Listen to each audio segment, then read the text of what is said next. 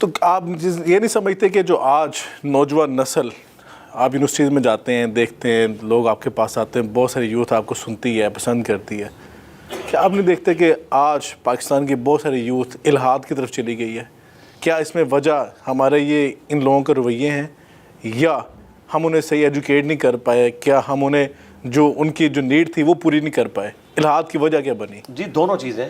سب سے پہلے تو جو فرسودہ دین بنا کے ہم نے پیش کیا ہے ان کے سامنے، باباؤں والا، اڑنے والے بابے، ٹھیک ہے جی، نگاہ مار کے جلا کے راکھ کر دینے والے بابے، ایک نماز مسجد نبوی میں پڑھیں اور دوسری وہ جا کے مکہ شریف میں پڑھیں روحانی طور پہ اڑ کے، تیسری بیت المقدس میں. یہ جو دیو مالائی قصے کہانیاں کرامت کے نام کے اوپر ہم نے جھوٹی بیچی. کرامت اپنی اصل میں ثابت ہے، لیکن اس طرح کی کرامت پیش کرنا، یعنی آپ کرامت کے قائل ہیں؟ جی کرامت کا جو انکاری ہے وہ تو کافر ہے. ٹھیک. کرامت کو ماننا فرض ہے، لیکن وہ کرامت کی شکل بھی ہونا. اب صحیح مسلم میں حدیث ہے کہ بنو سلمہ مسجد نبی کے پاس چوراہے پہ کھڑے ہوئے ہیں، نبی علیہ السلام پاس سے گزرے ہیں اور فرمایا کہ میں نے سنا ہے کہ تم لوگ مسجد نبوی کے قریب مدینہ شریف میں شفٹ ہو رہے ہو گاؤں کو چھوڑ کے. ان کا ایسا ہی ہے یا رسول اللہ، نماز کی وجہ سے شفٹ ہو رہے ہیں، اتنی دور سے ہمیں آنا پڑتا ہے. جی. تو آپ نے فرمایا تم جتنے قدم چل کے آتے ہو نا تمہارے لیے اتنی نیکیاں لکھی جاتی ہیں. تو وہ واپس چلے گئے اپنے گاؤں میں. اب حضور نے یہ کیوں نہیں کہا کہ بعد میں تو اولیاء اڑ کے آئیں گے، تو اگر پاؤں سے تھک جاتے ہو تو اڑ کے آ جایا کرو. نبی علیہ السلام آلموسٹ 11 سال مدینہ شریف رہے ہیں، آپ نے کبھی کوئی نماز مکے آ کے نہیں پڑھی، روحانی طور پہ وہیں پڑھی ہے. آپ علیہ السلام جب صلح حدیبیہ کے موقع پر آپ کو واپس جانا پڑا، صحابہ کرام رو رہے ہیں، آپ کا تو کعبہ طواف کرنے کے لیے نہیں آیا، رابعہ بصریہ کا طواف کرنے کے لیے کعبہ خود استقبال میں آ گیا. اگر اللہ کے نبی کے استقبال کے لیے کعبہ نہیں آیا صلح حدیبیہ کے موقع پر، اور اگلے سال آپ نے آ کے اس عمرے کی قضا دی، تو وہ چیزیں جو نبی علیہ السلام صحابہ کرام کے حق میں ثابت نہیں. کرامت کے نام پہ انہیں آپ اس طریقے سے پریزنٹ کریں، یہ بالکل زیادتی والی بات ہے. اس قسم کی دیو ملائی قصے کہانیوں نے علماء سے اور دین سے متنفر کیا ہے. تو میں نے تو یہ بھی جب اقرار کا جو مسئلہ چل رہا تھا تو اس سے میری فون پہ بھی بات ہوئی اس ٹاپک کے اوپر، تو میں نے اس کو بھی کہا تھا کہ دیکھو میں نے ویڈیو ریکارڈ کرائی ہے، اگر کوئی سمجھتا ہے کہ میں روحانی طور پہ کوئی آپریشن کر سکتا ہوں تو یہ بائی پاس کرنا، کیل نکالنا، اس کو تو چھوڑ دو. کوئی نومولود بچے کا ختنہ بغیر بلیڈ مار کے مجھے روحانی طور پہ کر کے بتائے، میں اس کا مرید ہو جاؤں گا. بہت بڑا چیلنج کر دیا. جی بہت چھوٹا چیلنج دیا ہے، بہت بڑا چیلنج کر دیا ہے، لیکن چیلنج چھوٹا سا دیا ہے. بائی پاس نہیں ڈیمانڈ کر رہا، ہڈی جوڑنا یہ ڈیمانڈ نہیں کر رہا. سینسٹیو چیلنج ہے یہ، کیونکہ فزیکلی دیکھا جائے گا یہ بچہ، ٹھیک ہے. اس کے آگے بھی میں نے چیلنج دیا کہ اگر نہ ہوا بچوں کو رہنا قربان کرے کہ کسی اور کی مثال بھی دے لے ساتھ. نہیں، بچوں کی ذرا مثال ذرا ایک سافٹ مثال رکھتی ہے. تو اس کے بعد میں نے جو نیگیٹو بات اس اعتبار سے کی تھی کہ اگر بچے کا خطرہ نہ ہوا تو جو یہ دعویٰ کر رہا ہے نا کہ میں کر سکتا ہوں، اس کے ساتھ پھر ڈیش ڈیش ڈیش ہونا چاہیے. اللہ اکبر، یہ تو بہت بڑا آپ نے چیلنج کیا. جی میں چیلنج کیا، یہ میں عوام الناس کو بتانا چاہ رہا ہوں کہ یہ سب کچھ فراڈ کر رہے ہیں، جھوٹ پہ مبنی. اگر ڈیوڈ کاپر فیلڈ پاکستان میں آ جائے، جو کچھ اس نے کیا ہے، اسٹیچو آف لبرٹی غائب کر کے بتایا ایلوژن کی وجہ سے، وہ فزیکلی انہوں نے ایک وہ بڑا سا رکھا ہوا تھا، اسے موو کر دیا تو نظر آیا کہ غائب ہو گیا. دیوار چین سے وہ گزر گیا، جسم کے 2 ٹکڑے کر کے اور جوڑنا، ٹھیک ہے، ہوا میں اڑ کے دکھانا، سب کیمرے کا، پانی پہ چل کے. انہوں نے تو کہنا یہ غوث وقت ہے، اور وہ نہیں دعویٰ کر رہا، کہہ رہا میں آنکھوں کا دھوکہ کروں، کیمرے کا ٹرک ہے. ٹھیک. اور ہمیں کیا آپ یہ سمجھتے ہیں کہ ٹرک اور کیمرے کا دھوکہ ہے یہ؟ جی بالکل ایسا ہی ہے، فزیکلی ایسا ہو ہی نہیں سکتا بھائی.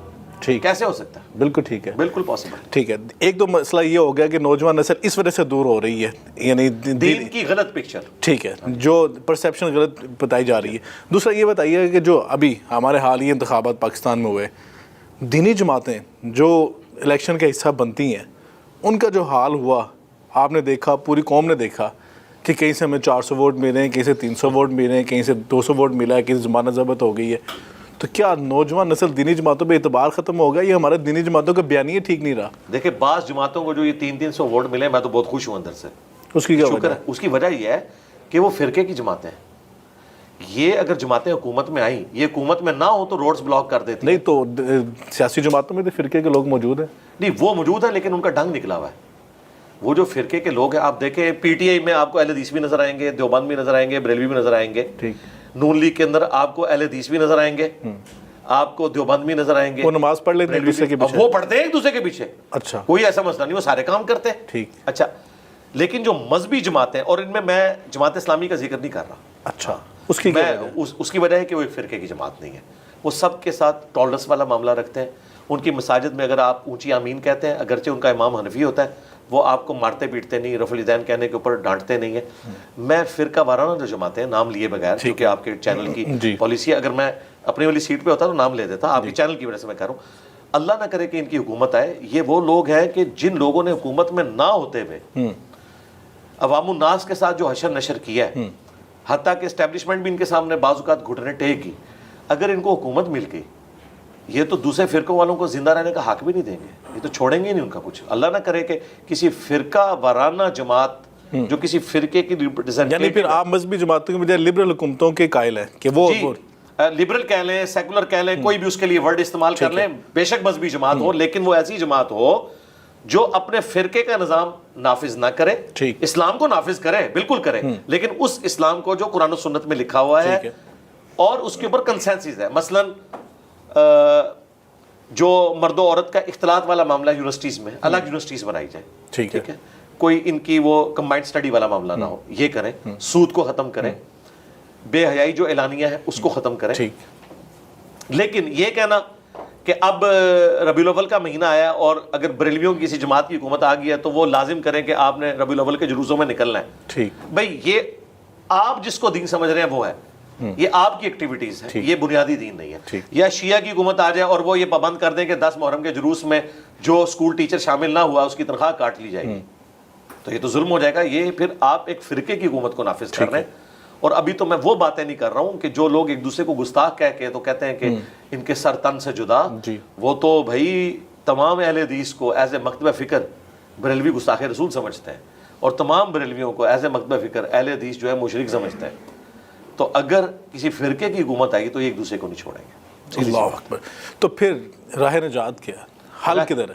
راہ نجات قرآن و سنت ہے، قرآن اور اہل البیت ہیں، ان کی تعلیمات ہیں، کامن ٹرمز کے اوپر آئیں، اور اسٹیٹ کا کام ہے کہ جو ایگریڈ اپان دین ہے، تعالوا الی کلمۃ سواء بیننا و بینکم، اسے امپلیمنٹ کریں، اختلافات کو ہم بعد میں دیکھیں گے۔ ٹھیک، کسی فرقے کا اختلاف ہے سود کے اوپر نہیں، اسی طریقے سے کسی فرقے کا اختلاف ہے کہ مرد و عورت کا اختلاط جو ہے وہ یونیورسٹیز اور کالجز میں ضرور ہونا چاہیے، سب کہتے ہیں اللہ تعالیٰ، بالکل ٹھیک ہے، یعنی جو کامن ویلیوز ہیں، جو مشترکات ہیں، اس پہ اکٹھا کیا جائے، جی اس کے اوپر اکٹھا کیا جائے۔ ٹھیک ہو گیا۔